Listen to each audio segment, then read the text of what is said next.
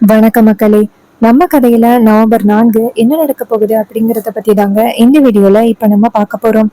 இந்த வீடியோவுக்கு மறக்காம லைக் பண்ணிக்கோங்க, நம்ம சேனலை சப்ஸ்கிரைப் பண்ணிக்கோங்க, பக்கத்துல உள்ள பெல் ஐகானையும் கிளிக் பண்ணி ஆல்ல செட் பண்ணிக்கோங்க. இந்த வீடியோவுக்கு நீங்க லைக் பண்ணிக்கிட்டீங்க அப்படின்னா எங்களுக்கு அடுத்து புது புது வீடியோஸ் போடும் பொழுது லாஸ்ட் வீடியோல எவ்வளவு லைக்ஸ் வந்திருக்கு அப்படிங்கறத பார்க்கும் பொழுது ரொம்பவே இன்ட்ரெஸ்டிங்கா இருக்கும் அடுத்த வீடியோ போடுறதுக்கு. ஸோ மறக்காம லைக் பண்ணிட்டு இந்த வீடியோவை தொடர்ந்து பாருங்க. என்ன நடக்குது அப்படின்னு பாத்துக்கிட்டீங்கன்னா, நம்ம பரமேஸ்வரி வந்துட்டு நேரா ஊர் தலைவர்கள் கிட்ட நீங்க போயிட்டு ஈஸ்வரிய கூப்பிடுங்க, அவ கண்டிப்பா வருவா அப்படின்னு சொல்ல ஊர் தலைவர்களும் சரிங்க மேடம் அப்படின்னு சொல்லிட்டு மீரா ஈஸ்வரியோட வீட்டுக்கு வராங்க. அங்க வந்துட்டு ஈஸ்வரிய பாக்குறாங்க. வில்லிய நேரா ஈஸ்வரி கிட்ட, அக்கா, ஊர் தலைவர்கள் எல்லாருமே உன்னை பார்க்க வந்திருக்காங்க, கண்டிப்பா இதுக்கு பின்னாடி ஏதாவது ஒரு காரணம் இருக்கும். அப்போ ஈஸ்வரி ஊர் தலைவர்களை பார்த்து, எதுக்காக இப்ப என்ன தேடி வந்திருக்கீங்க அப்படின்னு கேக்குறாங்க. அப்ப ஊர் தலைவர்கள் கேக்குறாங்க, அம்மா, 2 நாளையில கோவில் கும்பாபிஷேகம் நடக்க போகுது. அந்த கும்பாபிஷேகத்துக்கு நீங்க வந்து சிறப்பா வழி நடத்தி கொடுத்தீங்கன்னா நல்லா இருக்கும். உங்களோட வருகைக்காக தான் நாங்க எல்லாருமே காத்துக்கிட்டு இருக்கோம்.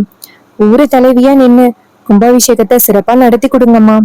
ஈஸ்வரி சொல்றாங்க, இங்க பாருங்க, நீங்க என்ன கேட்டாலும் இந்த ஊருக்காக செய்யறதுக்கு நான் தயாரா இருக்கேன். ஆனா அந்த சேதுபதி பரமேஸ்வரி வந்து நிக்கிற இடத்துக்கு நான் வர மாட்டேன். அப்போ ஊர் தலைவர் சொல்றாரு, அம்மா, இந்த கோவில் கும்பாபிஷேகத்தை அவங்க நடத்துறாங்க அப்படின்னு நினைச்சுதானே நீங்க வர முடியாது அப்படின்னு சொல்றீங்க.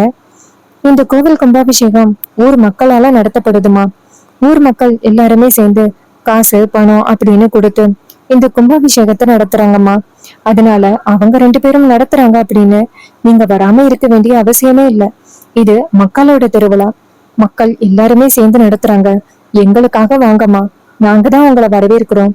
அப்போ ஈஸ்வரி சொல்றாங்க, இங்க பாருங்க, இந்த விஷயத்துல தயவு செஞ்சு என்ன கட்டாயப்படுத்தாதீங்க. அப்ப ஹீரோ சொல்றாரு, அத்தை, அவங்க சொல்றது உண்மைதான்.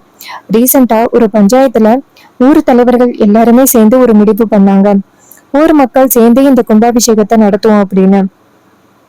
இது புதுவிதமா இருக்கு அப்படின்னு சேதுபதி குடும்பத்துல உள்ளவங்களும் சரி அப்படின்னு ஒத்துக்கிட்டாங்க. நீங்க போறதுனால எந்தவித பிரச்சனையும் இல்ல. சேதுபதி குடும்பம் கும்பாபிஷேகத்தை நடத்தினாதானே நீங்க அங்க போக மாட்டேன்னு சொன்னீங்க. ஊர் மக்கள் எல்லாருமே சேர்ந்துதானே இந்த கும்பாபிஷேகத்தை நடத்துறாங்க. அப்போ ஈஸ்வரி சொல்றாங்க, என்ன மாப்பிள்ள சொல்றீங்க? அப்ப ஹீரோ சொல்றாரு, ஆமாத்த, நீங்க போறதுல எந்தவித தப்பும் இல்ல. உடனே ஈஸ்வரியும் சரி, ஓகே, அப்ப நான் வரேன் அப்படின்னு சொல்ல ஊர் தலைவர்கள் ரொம்பவே சந்தோஷப்பட்டு, அம்மா, கும்பாபிஷேகத்துக்கு வந்து சிறப்பா நடத்தி கொடுங்க அம்மா அப்படின்னு சொல்லிட்டு அந்த இடத்துல இருந்து போறாங்க.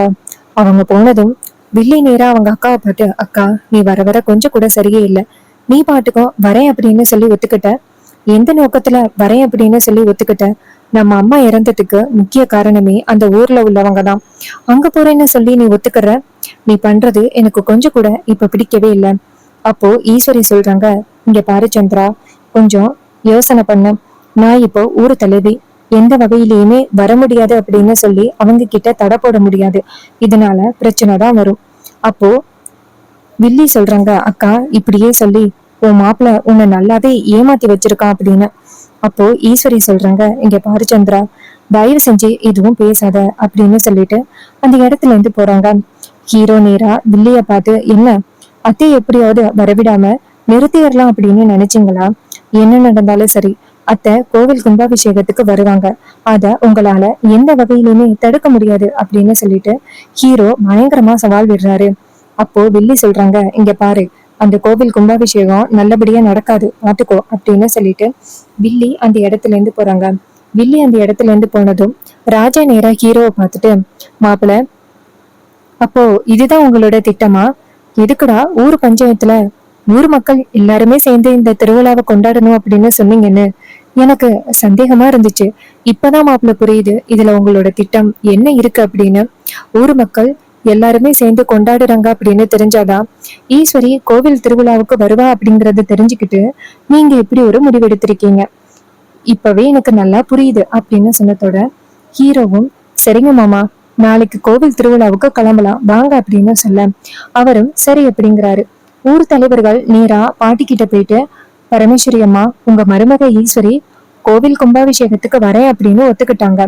இதை கேட்டதும் பரமேஸ்வரிக்கு ரொம்பவே சந்தோஷம். அப்படியா, என் மருமக ஒத்துக்கிட்டாளா அவங்க சொல்றாங்க, ஆமாமா, அவங்கள சம்மதிக்க வைக்கிறது கொஞ்சம் கஷ்டமா தான் இருந்துச்சு. ஆனா ஊர் தலைவர்கள் எல்லாருமே சேர்ந்து, ஊர் மக்களும் சேர்ந்து இந்த கோவில் கும்பாபிஷேகத்தை நடத்துறாங்க அப்படின்னு தெரிஞ்சுக்கிட்டதோட அவங்களும் உடனேயே சரி வரேன் அப்படின்னு ஒத்துக்கிட்டாங்க. இதை கேட்டதும் பரமேஸ்வரி சொல்றாங்க, இது எல்லாத்துக்கும் நீங்க தான் காரணம், உங்களுக்கு தான் நன்றி நன்றி சொல்லணும். அதுக்கு அவங்க சொல்றாங்க, பரமேஸ்வரி அம்மா, இதுக்கு உங்க பேரன் தான் காரணம். அவரு தான் மக்கள் எல்லாருமே சேர்ந்து கோவில் கும்பாபிஷேகத்தை நடத்துறோம் அப்படின்னு சொன்னதோட அவரு தான் சொன்னாரு. அதனாலதான் இந்த கும்பாபிஷேகத்துக்கு ஈஸ்வரி அம்மா வரேன்னு சொல்லிக்கிட்டாங்க. உங்க பேரன் தான் காரணம். இதை கேட்டதும் பரமேஸ்வரியும், ஆமா, என் பேரன் புத்திசாலி, எல்லாத்தையும் பொறுப்பா முடிவெடுக்கிறான் அப்படின்னு சொல்றாங்க. அதுக்கப்புறம் அந்த வில்லி அவங்க புருஷனுக்கு போன் பண்ணி, என்னங்க, அக்காக்காரி இப்படியும் கோவில் கும்பாபிஷேகத்துக்கு வரமாட்டா, இந்த கோவில் கும்பாபிஷேகம் நடக்காது அப்படின்னு நான் நினைச்சுக்கிட்டு இருந்தேன். ஆனா அக்காக்காரி கோவில் கும்பாபிஷேகத்துக்கு வரேன் அப்படின்னு ஒத்துக்கிட்டா. மக்கள் எல்லாருமே சேர்ந்து கோவில் கும்பாபிஷேகத்தை நடத்துறாங்களாம். அதனால அந்த இடத்துல கண்டிப்பா அவ இருக்கணும் அப்படின்னு நினைக்கிறாங்க. இதை கேட்டதும் அவரு ரொம்பவே ஷாக் ஆகுறாரு. என்ன இது, ஈஸ்வரி வரமாட்டா அப்படின்னு நினைச்சேன், இப்படி நடக்குது. அதுக்கு வில்லி சொல்றாங்க, நான் கூட அப்படிதான் நினைச்சேன். அக்காக்காரி ரோசமானவ, அம்மா இறந்ததுக்கு காரணமான அந்த ஊருக்கு போக மாட்டா அப்படின்னு நினைச்சேன். ஆனா அவ ரோஷம் இவ்வளவுதான் அப்படின்னு தெரியும் பொழுது எனக்கே வெக்கமா இருக்கு அப்படின்னு சொல்லிட்டு பேசுறாங்க. அதுக்கப்புறம் வில்லன் சொல்றாரு, சரி ஓகே, அதுக்கடுத்து என்ன நடக்குது அப்படிங்கிறத நம்ம வெயிட் பண்ணி பார்க்கலாம். எப்படியா இருந்தாலும் சரி, கோவில் கும்பாபிஷேகத்துல ஏதாவது ஒரு கலகத்தை மூட்டி எப்படியாவது நம்ம நிப்பாட்டிடலாம் அப்படின்னு சொல்லி பேசுறாங்க.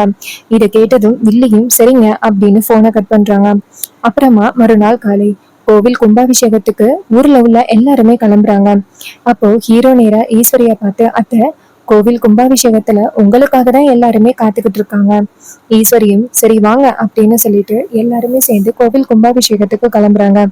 நேரா அங்க போனதும் ஈஸ்வரிய எல்லாருமே மேல தாளத்தோட வரவேற்கிறாங்க. அப்போ மயிலி சொல்றாரு, அத்தை, உங்களுக்குன்னு இங்க சிறப்பான மரியாதை இருக்கு.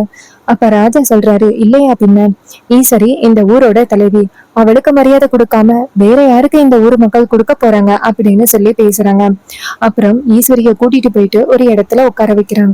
அப்போ ஊர் மக்கள் எல்லாருமே சேர்ந்து ஒரு இடத்துல கூடுறாங்க. அப்போ கோவில் பூஜை நடக்க போகுது. என்னன்னா கருப்பசாமி ஐயா வந்து சாமி ஆடுவாராம் ஃபர்ஸ்ட். எல்லாருமே போயிட்டு குறி கேட்பாங்களாம். இது கிட்டத்தட்ட 30 வருஷத்துக்கு முன்னாடிதான் நடந்துச்சு.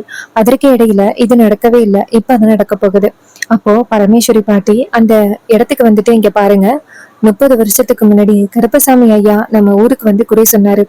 அதுக்கப்புறம் எந்த வகையிலயுமே அவர் இந்த ஊருக்குள்ள வரவே இல்லை. பல பிரச்சனைகளால இந்த கும்பாபிஷேகம் நடக்கல, சாமி பூஜையும் எதுவுமே நடக்கவே இல்லை. இப்போ நம்ம கருப்பசாமி ஐயாவை அழைக்க போறோம். அவருதான் இப்ப நம்ம எல்லாருக்குமே குறி சொல்ல போறாரு. உங்க எல்லாருக்குமே என்ன கேட்கணும், மனசுல என்ன குழப்பம் இருக்கு, எல்லாத்தையுமே நீங்க கேட்டுக்கோங்க அப்படின்னு சொல்லி பேசுறாங்க. அப்போ ஒருத்தர் சொல்றாரு, எப்பவுமே சேதுபதி ஐயா தானே கருப்பசாமி ஐயா வேஷம் போடுவாரு, இந்த வாட்டி யாரு அப்படின்னு சொல்ல. அப்ப பரமேஸ்வரி சொல்றாங்க, எப்பவுமே அவர்தான், அவரை தவிர வேற யாருமே அதை பொறுப்பா பண்ண முடியாது அப்படின்னு சொல்ல. அவங்களும் சரி அப்படின்னு சொல்றாங்க. இன்னொரு பக்கம் சேதுபதி கருப்புசாமி வேஷம் போட்டுக்கிட்டு அந்த இடத்துக்கு வராரு. அப்போ எல்லாருமே அவரை பார்த்து கையெடுத்து கும்பிடுறாங்க.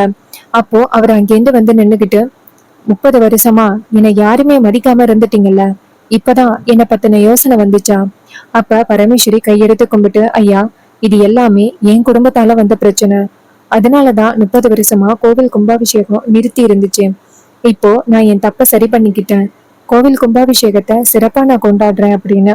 அப்போ கருப்பசாமி சொல்றாரு, சரி, இனிமே இந்த ஊருக்கு நல்லதுதான் நடக்கும், நீங்க யாரும் கவலைப்படணும் அப்படின்னு அவசியமே கிடையாது. சரி, யாருக்கு என்ன குறைடா சொல்லுங்கடா, நான் தீர்த்து வைக்கிறேன் அப்படின்னு சொல்லி கேக்குறாங்க. அப்போ பரமேஸ்வரி எல்லாரையும் பார்த்து, உங்க எல்லார் மனசுலயும் என்ன இருக்கோ ஐயா கிட்ட வந்து கேளுங்க அப்படின்னு சொல்றாங்க. அப்போ ஒரு சில மக்கள் நேரா அவர்கிட்ட வந்துட்டு, இது மாதிரி என் குடும்பத்துல அடுத்தடுத்த பிரச்சனை நடந்துகிட்டே இருக்கு, என்ன வழி பண்றதுன்னே எனக்கு தெரியல, என்ன தொழில் தொடங்கினாலும் அது சரியாவே முடிய மாட்டேங்குது. அதுக்கு அவர் சொல்றாரு, இங்க பாரு, விவசாய சம்பந்தமா நீ வேலை பாரு, கண்டிப்பா உனக்கு தீர்வு கிடைக்கும் அப்படின்னு சொல்றாங்க. அதுக்கு ஒருத்த வந்து, இது மாதிரி எனக்கு இத்தனை வருஷமா குழந்தை இல்லை, எனக்கு ரொம்பவே கஷ்டமா இருக்கு அப்படின்னு சொல்ல. அதுக்கு அவர் சொல்றாரு, உனக்கு நல்லதே நடக்கும் அப்படின்னு சொல்லிட்டு துண்ணூறு பூசி விடுறாங்க. அப்போ நம்ம பரமேஸ்வரி நினைக்கிறாங்க, இத்தனை வருஷமா இந்த குடும்பம் பிரிஞ்சிருக்கு, இந்த குடும்பம் இப்படி பிரிஞ்சு இருக்கு, எப்போ ஒண்ணு சேரும் அப்படின்னு நம்ம கேட்போமா அப்படின்னு நினைச்சுக்கிட்டு பரமேஸ்வரி நேரா அவர்கிட்ட போயிட்டு, 30 வருஷமா என் குடும்பம் பிரிஞ்சு இருக்கு அப்படின்னு உனக்கு தெரியும். நான் சொல்றதுக்கான வாய்ப்பே இல்லை, உனக்கு எல்லாமே நடந்தது தெரியும். எப்பதான் இந்த குடும்பம் ஒண்ணு சேரும் அப்படின்னு. அப்போ அவர் நேரா பரமேஸ்வரிய பார்த்து, நீ என்ன தப்பு பண்ண அப்படிங்கிறதுக்காக உன் மருமக உன் மேல கோவத்துல இருக்கா. பரமேஸ்வரி சொல்றாங்க, பாவம் அந்த அப்புராணி சிவகாமி அவ மேல திருட்டு பழி போட்டு அவ இறக்குறதுக்கு நாங்க எல்லாரும் காரணமாகிட்டோம். அதனாலதான் ஈஸ்வரி என் மேல ரொம்பவே கோபத்துல இருக்கா. அப்ப கருப்பசாமி சொல்றாரு, இங்க பாரு, அவ உன்னாலதான் இறந்தா அப்படின்னு உனக்கு தெரியுமா? அப்போ பரமேஸ்வரி ஷாக் ஆகி பாக்குறாங்க. ஐயா, என்னாலதான் இறந்தா அப்படின்னு எல்லாருமே சொல்றாங்க. ஈஸ்வரி கூட அதனாலதான் என் மேல கோவப்பட்டு இப்ப பேச மாட்டேங்கிறா. அப்போ கருப்பசாமி சொல்றாரு, இங்க பாரு, அவ இறந்தது சூழ்ச்சி. அவளை சுத்தி ஒரு சூழ்ச்சி நடந்துச்சு, அதனாலதான் அவ இறந்துட்டா. மத்தபடி அவ ஒண்ணும் உன்னால இறக்கல அப்படின்னு சொல்ல, இதை கேட்டதும் அங்க உள்ளவங்க எல்லாருமே அதிர்ச்சியாகி பாக்குறாங்க. அப்போ ஈஸ்வரியும் அந்த இடத்துல நிக்கிறாங்க. அப்போ ஈஸ்வரி அங்கேருந்து வந்துட்டு நேரா கருப்புசாமியை பார்த்துட்டு கையெடுத்து கும்பிட்டு, ஐயா, அம்மா இவங்களால இறக்கல அப்படின்னா அம்மாவை சுத்தி நடந்த சூழ்ச்சி என்ன, அத சொல்லுங்க. அப்ப அவர் சொல்றாரு, இங்க பாரு, அவ இறந்ததுக்கு காரணம் வந்துட்டு ஒரு சூழ்ச்சி. அவ சாப்பாட்டோட அவ சாப்பிடுற சாப்பாட்டுல எதையோ கலந்துருக்காங்க, அதனாலதான் அவ இறந்திருக்கா. இந்த சூழ்ச்சி எப்படி விடுபடும் அப்படின்னா உன் பொண்ணுங்க மூலமா தான் விடுபடும்.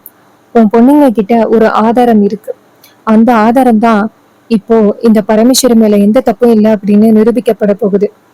அதுக்கு முன்னாடி பரமேஸ்வரி மேல நீ கோவப்படாத, அவ எந்த பாவமும் பண்ணாதவ அப்படின்னு. அப்போ முத்து இதையெல்லாம் பார்த்துட்டு ரொம்ப அதிர்ச்சி ஆகுறாரு. ஒருவேளை கருப்பசாமி நம்மளதான் சொல்றாரோ அப்படின்ட்டு கருப்பசாமி நேரா முத்துவை பார்த்து முறைக்கிறாங்க. முத்து ரொம்ப பயத்துல நின்றுகிட்டு இருக்காரு. அப்போ ஹீரோ நேரா அவங்க அத்தையை பார்த்து, அத்தை, வேற ஏதாவது கேக்குறதா இருந்தா கேளுங்க அத்தை.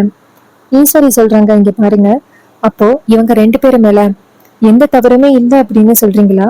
அப்போ சேதுபதி சொல்றாரு, ஆமா, இவங்க 2 பேருமே நிரபராதி, அவங்க மேல எந்த தப்புமே இல்லை, நடந்தது எல்லாமே காலத்தின் கட்டாயம், எல்லாமே சூழ்ச்சி, 30 வருஷத்துக்கு முன்னாடி நடந்த ஒரு சூழ்ச்சி, இவங்க மேல கோவப்பட்டு எந்த பிரயோஜனமும் இல்லை அப்படின்னு சொன்னதோட ஈஸ்வரிக்கு ரொம்பவே குழப்பமா இருக்கு. என்னடா இது, கருப்பசாமி வேற இப்படி சொல்லியிருக்காரு அப்படின்னு.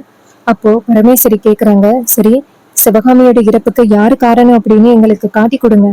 அப்போ அவரு சொல்றாரு, அது வேற யாரும் இல்ல, உங்களுக்கு பல வகையில தொந்தரவு கொடுத்துக்கிட்டு இருக்கவன் தான், உங்களுக்கு எதிரியா இருக்கிறவன் தான் சிவகாமியோட இறப்புக்கு காரணம் அப்படின்னு சொன்னதோட ஈஸ்வரிக்கு ரொம்பவே அதிர்ச்சியா இருக்கு.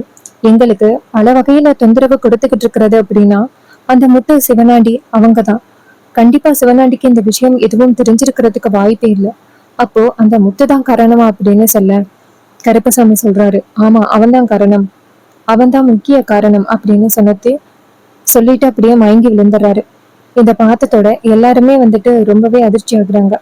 அப்போ எல்லாரும் பேசிக்கிறாங்க, அப்போ முக்கிய காரணம் அவன்தானா? அப்ப இதுக்கும் பரமேஸ்வரி அம்மா சேதுபதி ஐயாவுக்கும் எந்தவித சம்மந்தமும் இல்லையா? சம்மந்தமே இல்லாம இத்தனை வருஷமா தண்டனை அனுபவிச்சிருக்காங்க. அவங்க ரொம்பவே பாவம். 30 வருஷமா அவங்க பிள்ளையையும் இழந்து இருந்திருக்காங்க. பார்க்கவே ரொம்பவே கஷ்டமா இருக்கு. இவ்வளவு பெரிய சூழ்ச்சி அவங்கள சுத்தி நடந்திருக்கு. நாம எல்லாருமே சேர்ந்துதான் எப்படியாவது உண்மையை கண்டுபிடிக்கணும் அப்படின்னு பேசிக்கிட்டு இருக்காங்க. அப்போ ஹீரோ நேரா ஈஸ்வரிய பார்த்து, அத்தை, பாத்தீங்களா எவ்வளவு பெரிய சூழ்ச்சி நடந்திருக்கு அப்படின்னு. எல்லாத்தையும் கேட்கும் பொழுது எனக்கு ரொம்பவே அதிர்ச்சியா இருக்குத்த. ஈஸ்வரி சொல்றாங்க, மாப்பிள்ள, எனக்குமே ரொம்ப அதிர்ச்சியா இருக்கு. இப்படியெல்லாம் ஒரு விஷயம் நடந்துச்சு அப்படின்னு இப்ப எனக்கு என்ன பண்றதுன்னு புரியல மாப்பிள்ள. அப்ப ஹீரோ சொல்றாரு, அத்தை கவலைப்படாதீங்க, கூடிய சீக்கிரம் இதற்கு இடையில என்னெல்லாம் நடக்குது அப்படிங்கிறத நம்ம கண்டுபிடிச்சிடலாம். முத்துதான் இதுக்கு காரணமா இருந்தான் அப்படின்னா கண்டிப்பா அதுக்கான ஆதாரம் நம்மளுக்கு கிடைக்கும். நீங்க தைரியமா இருங்க அப்படின்னு ஈஸ்வரிக்கு ஹீரோ தைரியம் சொல்றாரு. இதையெல்லாம் பார்த்துட்டு பரமேஸ்வரிக்கு அதிர்ச்சியா இருக்கு. இந்த ஸ்டோரி லைன் உங்களுக்கு பிடிச்சிருக்கா? இந்த ஸ்டோரி லைன் பிடிச்சிருந்துச்சுன்னா இந்த வீடியோவுக்கு மறக்காம லைக் பண்ணிக்கோங்க. நம்ம சேனலை சப்ஸ்கிரைப் பண்ணிட்டு பக்கத்துல உள்ள பெல் ஐகானையும் கிளிக் பண்ணி ஆல்னு செட் பண்ணிக்கோங்க. அப்பதாங்க அடுத்த வீடியோ போடும் பொழுது உங்களுக்கு நோட்டிபிகேஷன் வரும், பார்க்கலாம். தேங்க்யூ ஃபார் வாட்சிங்.